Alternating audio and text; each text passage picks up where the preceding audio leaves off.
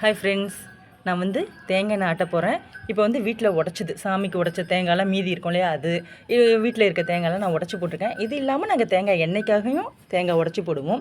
இப்போ வந்து கொப்பரையை வந்து நான் எடுத்துக்கிட்டு இருக்கேன். இது போக மிச்ச கொப்பரையும் இருக்குது. எல்லாத்தையும் போட்டு ஆட்டி எவ்வளோ எண்ணெய் வந்ததுன்னு நான் உங்களுக்கு காட்டுறேன். இப்போ வந்து நம்ம கொப்பரையை வந்து கீறி எடுத்துக்கலாம். இது வந்து நல்லா காஞ்சா வரும். இப்படி தான் கொப்பரையை எடுக்கணும். இங்கே பாருங்கள், இந்த அளவு காஞ்சால் தான் எண்ணெயும் நல்லா வருங்க. இதெல்லாம் நம்ம எடுத்து சின்ன சின்னதாக உடைக்கணும். இப்போ இதை எடுத்ததுக்கப்புறமா இந்த தேங்காவை இது போல் சின்ன சின்ன பீஸாக இது போல் சின்ன சின்னதாக போடணும். அப்போ தாங்க ஆட்ட முடியும். சும்மா ஆட்ட மாட்டாங்க. இதில் வந்து கொஞ்சம் சர்க்கரை, வெள்ளை சர்க்கரை இருக்கு இல்லையா, அதையும் போட்டு தான் ஆட்டுவாங்க.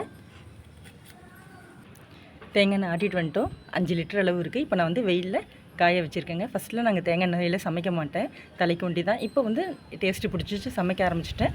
இது போல் சேர்த்து வச்சு நீங்களும் செய்யலாம். பிடிச்சிருந்தா லைக் பண்ணுங்கள், ஷேர் பண்ணுங்கள். பாய்.